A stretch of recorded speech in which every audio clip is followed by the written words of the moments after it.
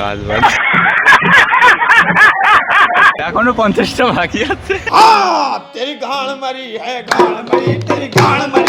Hello guys, কেমন আছো সবাই? আর আজকে সকাল সকাল একটু চলে এসেছি। তো প্রথমে আজকে বেঞ্চগুলো ফিটিং করা হবে। তো কালকে তো ফিটিং কমপ্লিট হয়েছিল না, তো তারপরে আরও বাদ বাকি করে বেঞ্চের জন্য পাইপ কাটা হবে।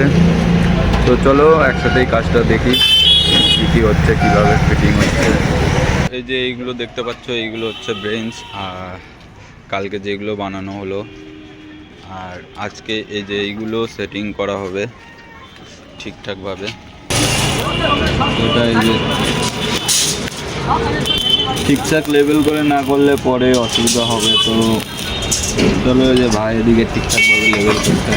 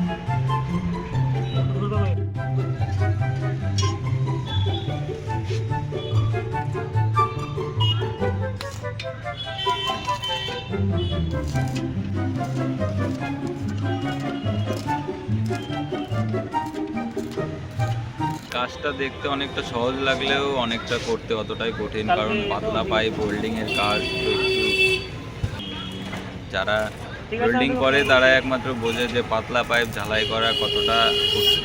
তো চলো দেখি কাজটা। তো গাইস, এই যে দেখতে পাচ্ছ বেঞ্চটা ফিটিং হয়ে গেল, আর এই দেখো একদম পারফেক্টভাবে হয়েছে। তো চলো, আর এই দেখো ভাই কি করতেছে, দেখো দেখ কাজ বাজ।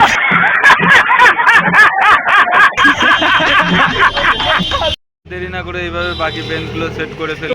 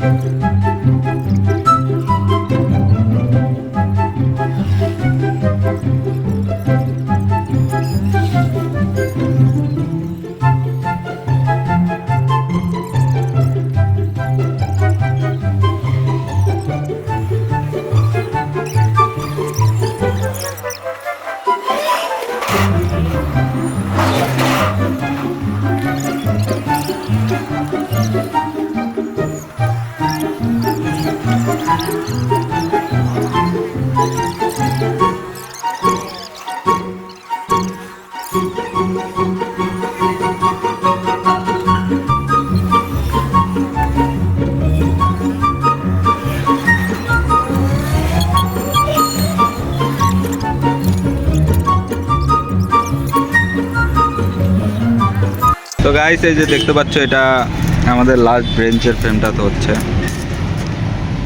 তো এই আজকের মতন এই যে বেঞ্চ দেখতে পাচ্ছ চারিদিকে ছড়া, রাস্তার ওই দিকেও আছে।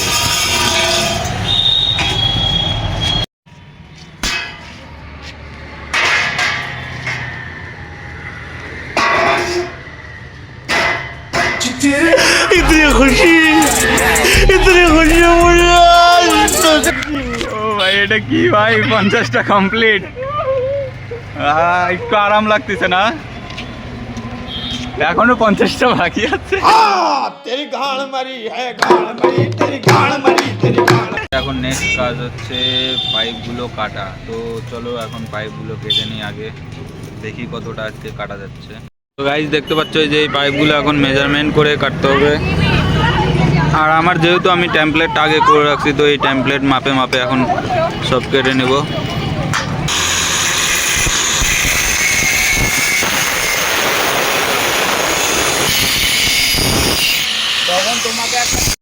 A few moments later.